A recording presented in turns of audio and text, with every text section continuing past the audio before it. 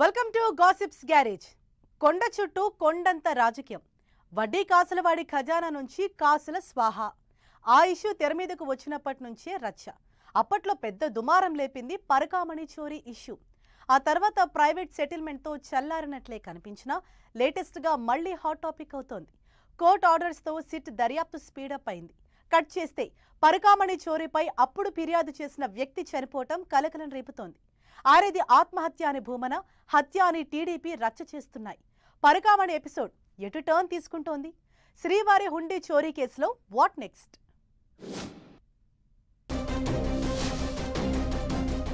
కీలక మలుపులు తిరుగుతున్న పరకామణి చోరీ కేసు.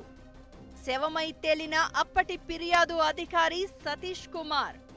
విచారణ ఒత్తిడితోనే సతీష్ ఆత్మహత్య చేసుకున్నాడు అన్న భూమన.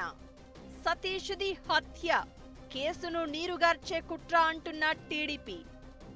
భూమన, వైవి సుబ్బారెడ్డి హత్య చేయించారని టీడీపీ ఆరోపణ. తిరుమల శ్రీవారి హుండీ చోరీ, అదే పరకామణి నుంచి కాసుల స్వాహ. ఇది 2-3 కిందటి ఇష్యూ. ఆల్ ఆఫ్ సడన్ గా 2 నెలల క్రితం బీజేపీ, టీడీపీ నేతలు దీన్ని మళ్లీ లైమ్ లైట్ లోకి తెచ్చారు. దేవదేవుడి సన్నిధిలో వడ్డీ కాసులవాడి ఖజానా లెక్కింపులో చేతివాటం చూయించారని వీడియోలు ప్లే చేసి మరీ చూపించారు TTD board member Bhanuprakash Reddy. ఈ ఆరోపణ చిన్నగా మొదలై చాలా పెద్ద ఇష్యూగా మారుతోంది. నిందితుడి నుంచి ఆస్తుల బదిలీపై రచ్చ నడుస్తోంది.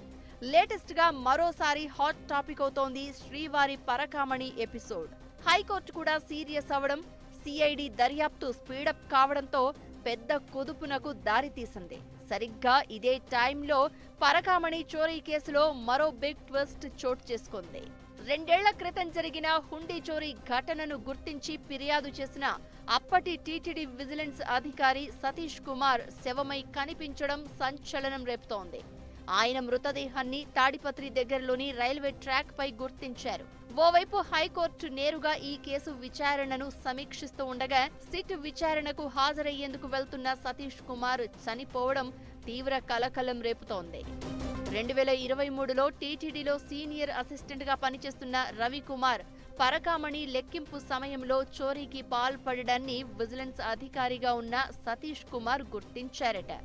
ఈ విషయంపై ఆయన అప్పట్లోనే ఉన్నతాధికారులకు ఫిర్యాదు చేశారని అంటున్నారు. ఆయన కంప్లైంట్ చేయడంతోనే చోరీ కథ బయటకు వచ్చింది. దాంతో పోలీసులు దొంగతనం కేసు పెట్టి ఆ తర్వాత లోక్ అదాలత్లో ఈ వ్యవహారాన్ని అప్పటి టీటీడీ పెద్దలు రాజీ చేశారు. నిందితుడు రవికుమార్ టీటీడీకి ఆస్తులు రాసిచ్చారని చెప్పారు. అప్పట్నుంచి దీనిపై వివాదం నడుస్తూనే ఉంది. లేటెస్ట్ గా హైకోర్టులోనూ పిటిషన్లు దాఖలు కావడంతో విచారణ జరుగుతోంది. ఇందులో భాగంగా నిందితుడు రమేష్ కుమార్ ఆస్తులపై ఏసీబీ దర్యాప్తునకు కోర్టు ఆదేశాలిచ్చింది.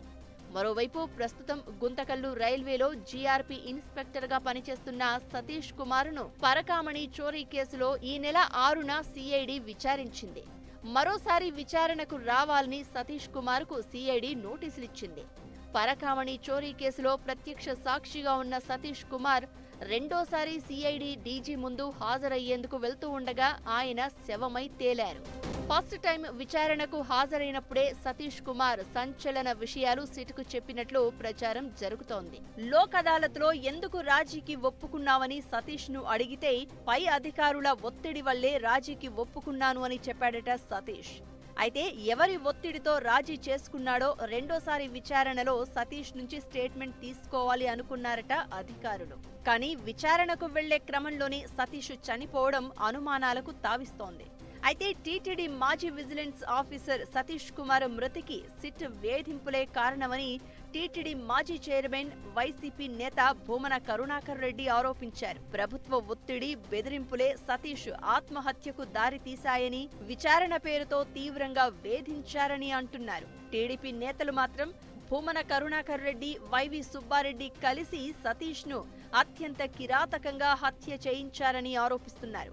సతీష్ది హత్య కాదు, ఆత్మహత్య అని కరుణాకర్ రెడ్డి ఎలా చెబుతారు అని ప్రశ్నిస్తున్నారు.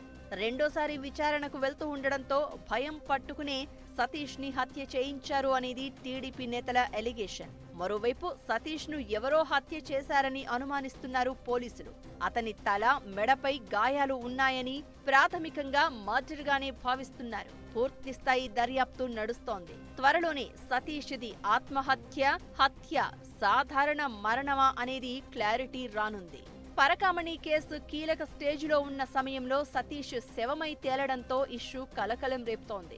ఇటు వైసీపీ కూటమి ప్రభుత్వాన్ని కార్నర్ చేస్తుంటే ఇరికిపోతామని భయపడే వైసీపీ లీడర్లే సతీష్ ను చంపించారు అని టీడీపీ నేతలు ఆరోపిస్తున్నారు. పరకామణి చోరీ కేసు ఇంకా ఎన్ని మలుపులు తిరుగుతుందో చూడాలి మరి.